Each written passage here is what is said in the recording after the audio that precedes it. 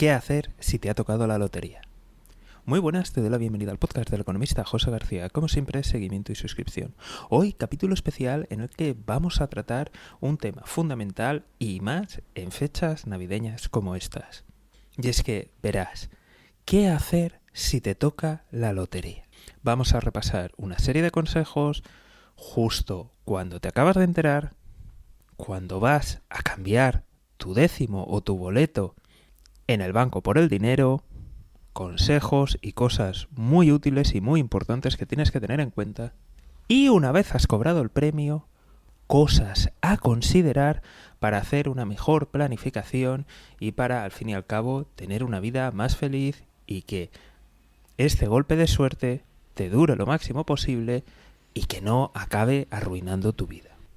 Comenzamos por el principio y ahora nos vamos a imaginar de que acabas de descubrir que tu número ha sido premiado.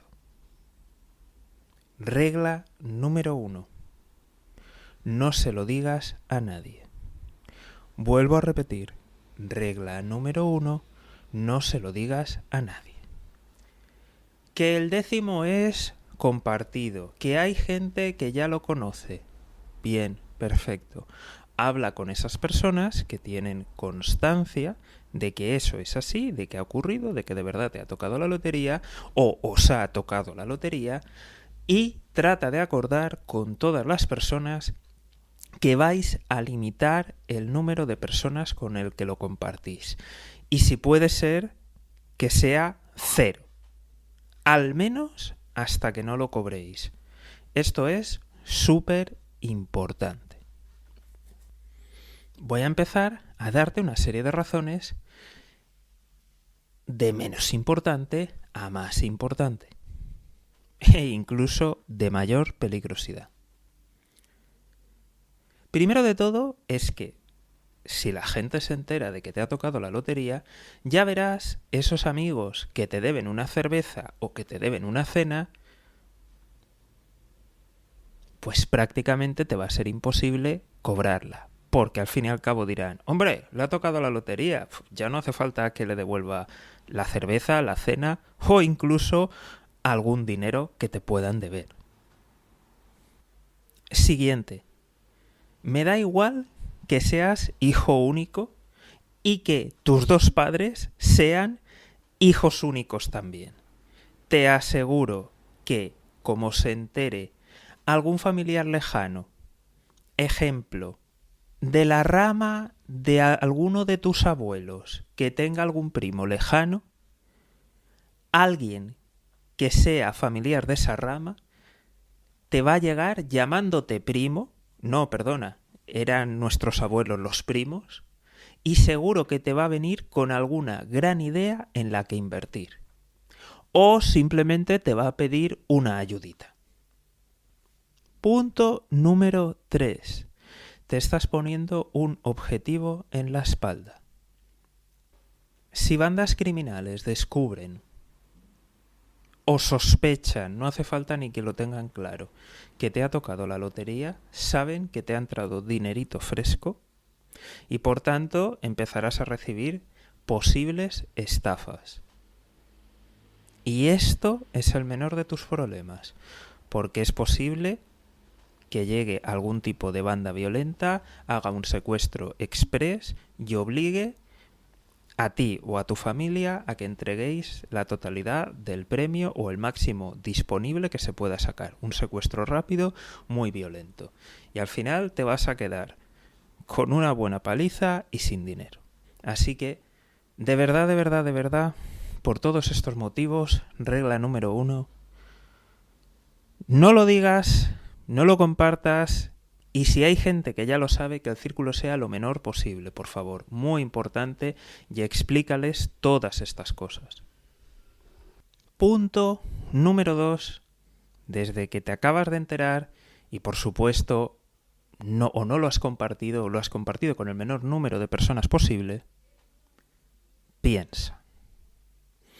Dedica un tiempo a pensar y a reflexionar muy bien qué quieres hacer, ideas, sugerencias tuyas, propias, no del resto, y Aquí también otro punto importante, ¿por qué reducir el número de personas que saben que te ha tocado la lotería?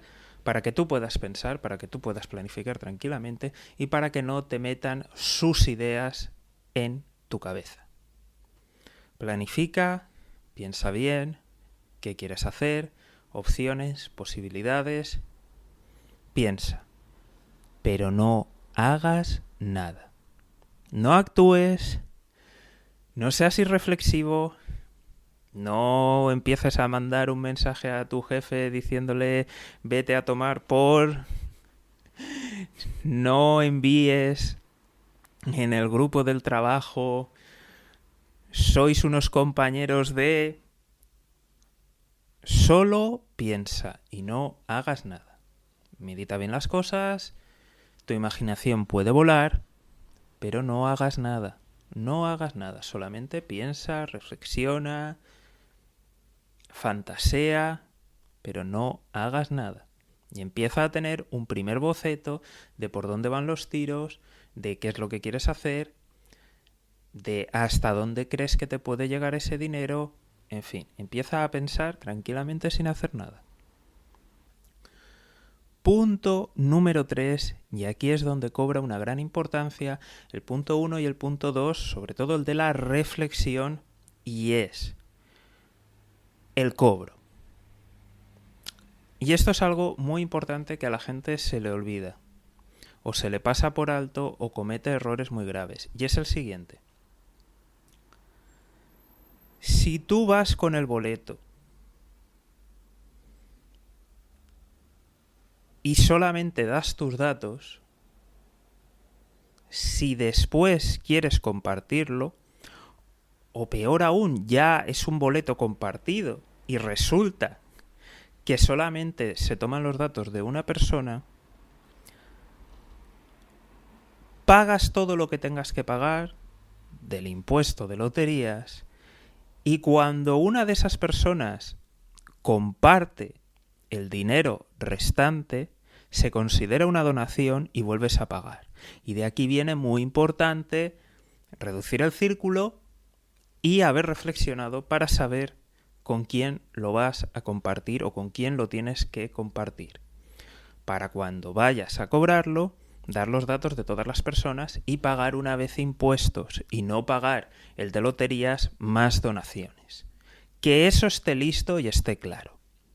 Más cosas importantes a tener en cuenta es vete a uno de los bancos o dependiendo del país al banco sistémico, ese banco que es tan grande que el gobierno no lo va a dejar caer pase lo que pase, o a esos 2 bancos o dependiendo del país 3 o 4 bancos, vete a ese banco tan grande que si pasara algo el gobierno lo va a rescatar.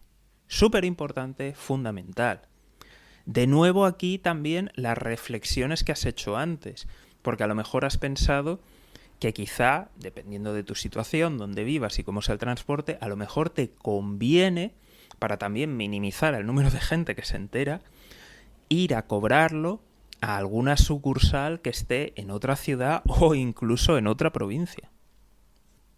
Unido a todo esto, porque lo vas a tener que cobrar en esa entidad, aprovecha ese desplazamiento y ábrete una cuenta, y digo por lo menos una, depende del premio y depende de otro dato importante que ahora te daré, ábrete otra cuenta en otro de esos bancos grandes, sistémicos, para que cuando entre el premio, dividirlo como mínimo en 2, para diversificar por si pasa cualquier cosa.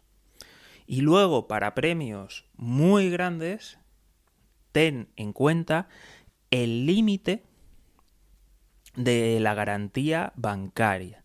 ¿De acuerdo? Revísalo porque cada país de la zona euro tiene una serie de límites. Entonces, búscalo por ahí en internet y procura no superar esa cantidad. Y procura dividirlo en tantas cuentas y bancos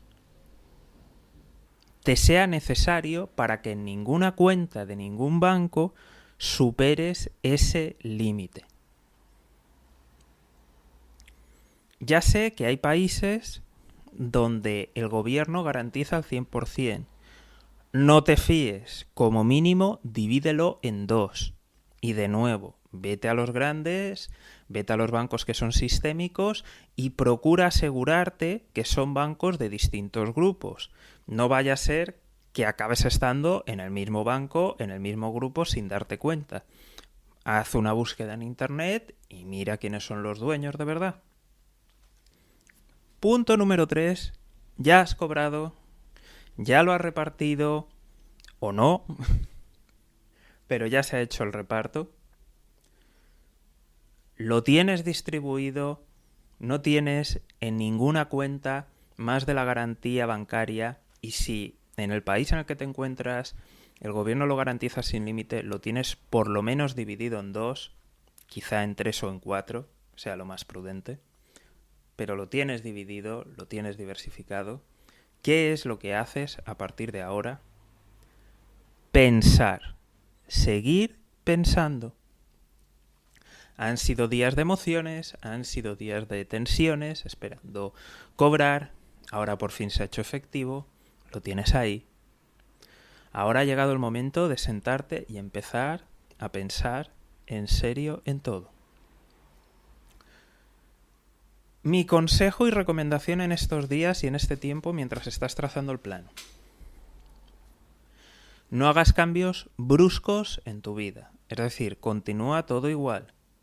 No empieces a gastar en tonterías, ni hagas gastos ostentosos. Es más, si puedes, no toques ese dinero. No toques aún ese dinero, ¿de acuerdo? Piénsalo muy bien. Si tienes que ir a trabajar, sigue trabajando. Si en esos días se hace muy cuesta arriba, trata de pedir unas vacaciones y unos días, pero trata de mantener la normalidad.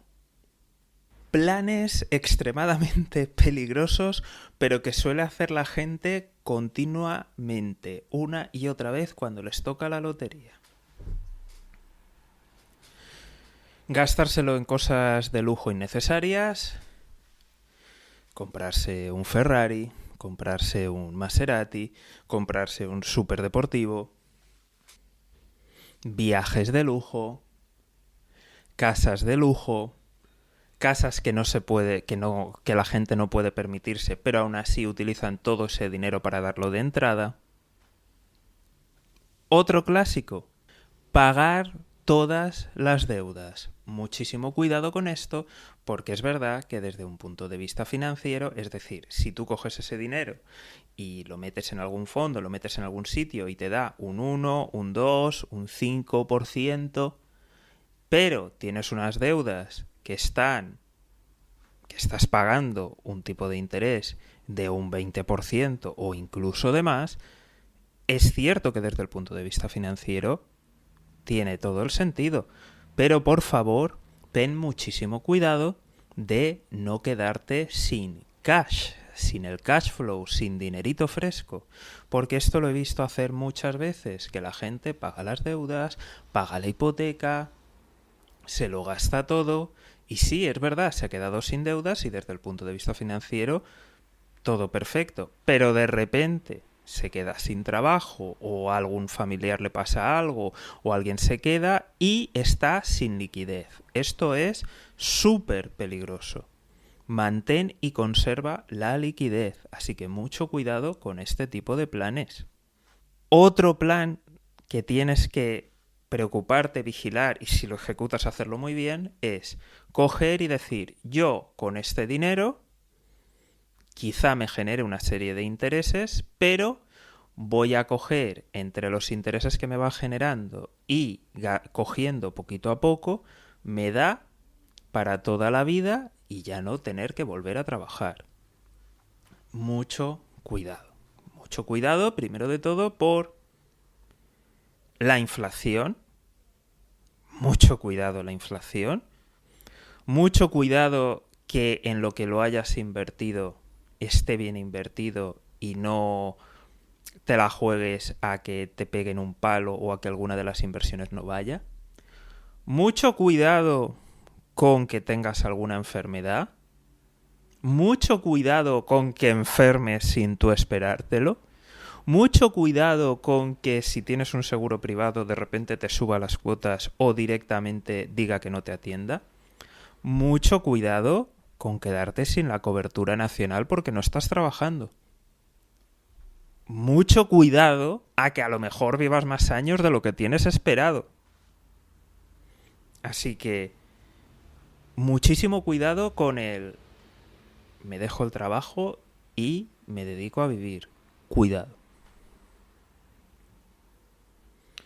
Mucho cuidado con los emprendimientos. ¿Cuánta gente le toca la lotería y se abre un bar o un restaurante? Y no tiene ni puta idea ni de bares, ni de restaurantes, ni de hostelería. Es decir, no te voy a decir que no emprendas, ¿vale? Pero estaría en las listas de prioridades bastante abajo. Y evidentemente, primero de todo, ¿tienes experiencia en el sector?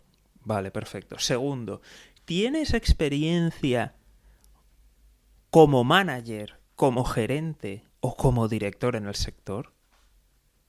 ¿Tienes conocimientos empresariales generales? Contabilidad, impuestos, marketing.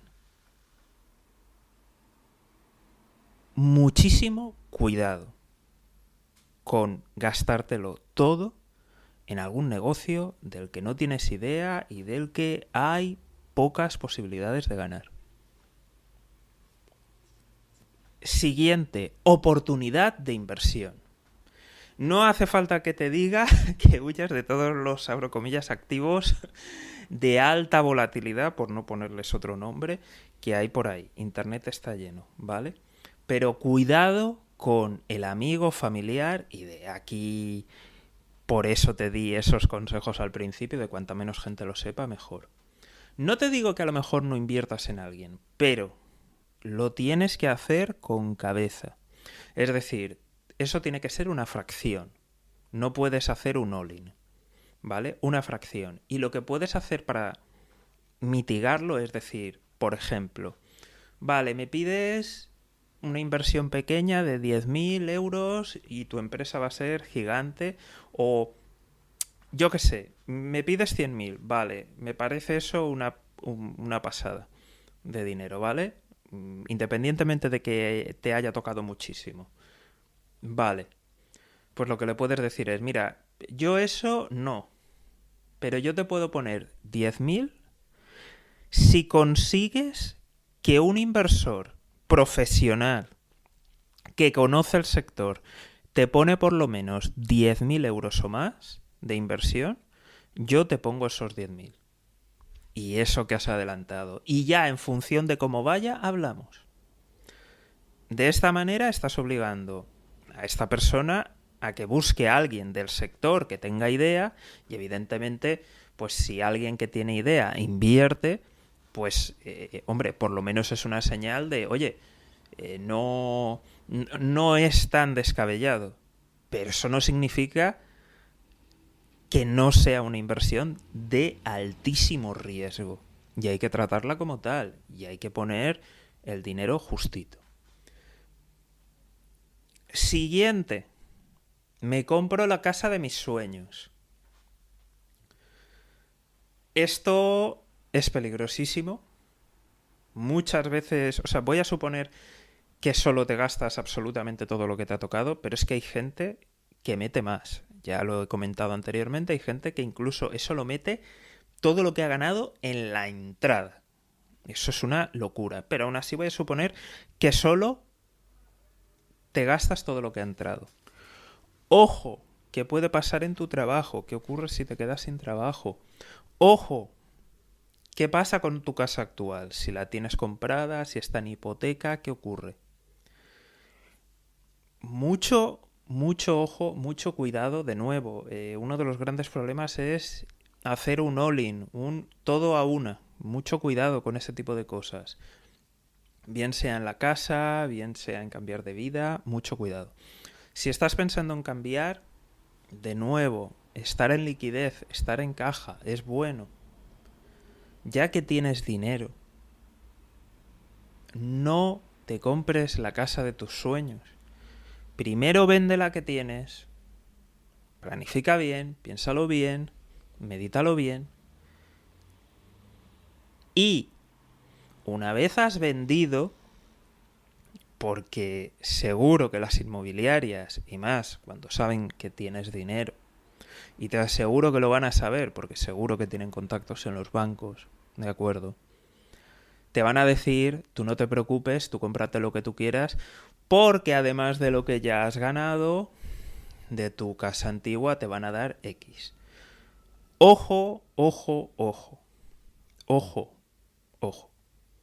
¿De acuerdo? Porque una cosa es valor, ¿de acuerdo? Es algo subjetivo, pero hasta que no hay nadie que te ponga el dinero encima de la mesa, no sabes el precio.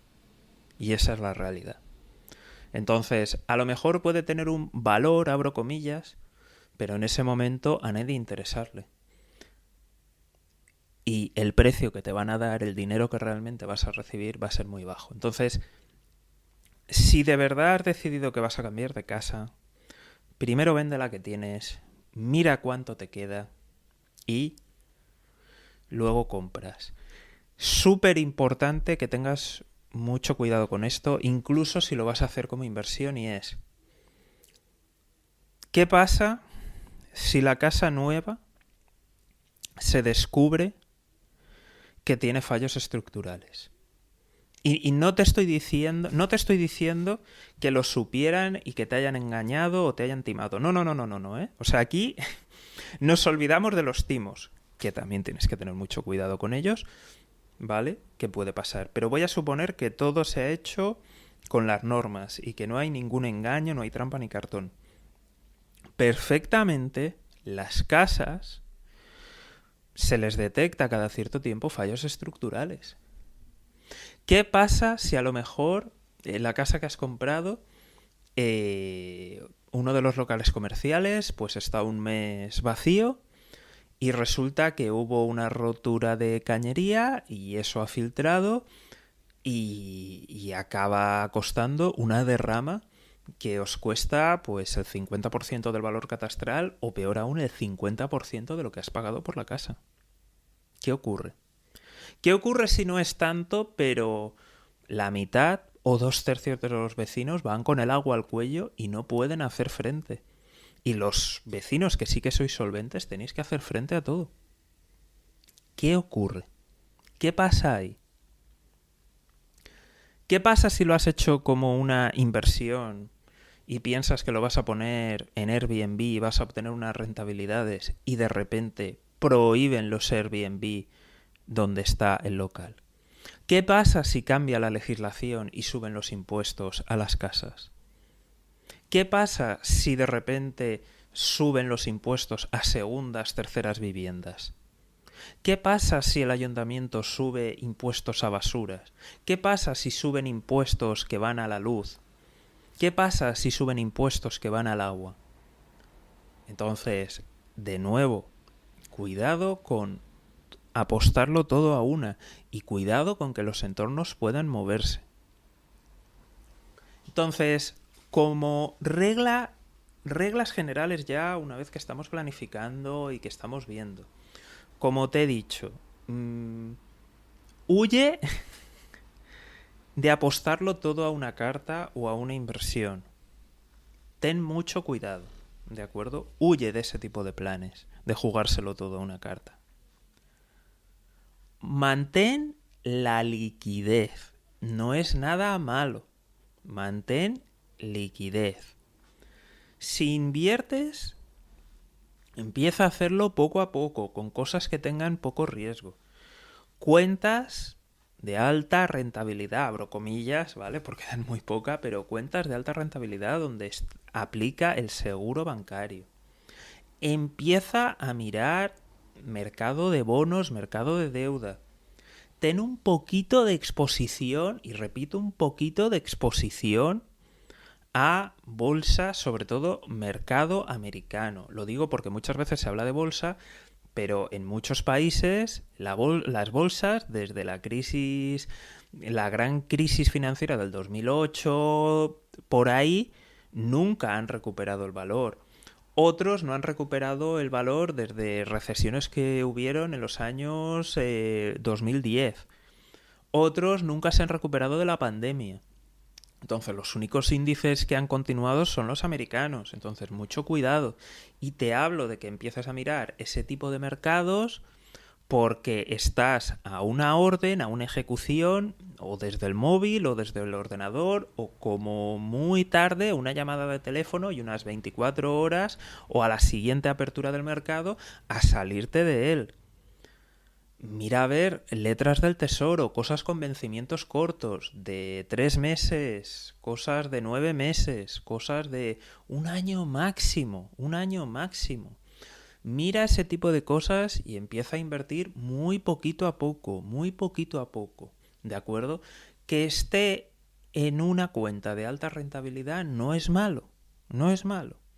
Y mientras vas ganando conocimiento, vas ganando experiencia, vas viendo, vas aprendiendo.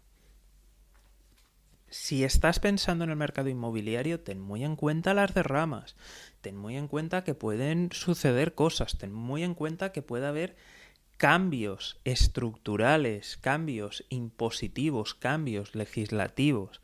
Estamos en un momento convulso. Si es para tú cambiarte de casa, normalmente la vivienda en propiedad, cuando solo tienes una, funciona de manera bastante distinta. Creo que es más difícil que ocurran cosas, pero aún así seguramente ocurran, ¿de acuerdo? Entonces, estate preparado para posibles cambios. El mercado inmobiliario es muy local, es decir, tienes que moverte mucho, tienes que ver muchas casas, aprender muchas cosas y luego, cuando estés negociando, tienes que apretar. Aprovecha tu ventaja y aprieta. Con todo esto, empezarás a trazar un plan más interesante. Yo te recomendaría, si puedes, tómate unos días de vacaciones. Tómate unos días de vacaciones para pensar en profundidad. Mantén el trabajo, pero si has decidido que vas a cambiar de trabajo, que vas a cambiar de vida, no dimitas, pide una excedencia. Dependiendo de cuándo escuches esto, estará una normativa u otra, dependiendo del país, y es más o menos seguro, pero por lo menos tienes ventaja para volver a entrar en la empresa. Si estás pensando en mudarte y la empresa es grande, pide un traslado, es decir, cambios pequeñitos, poco a poco.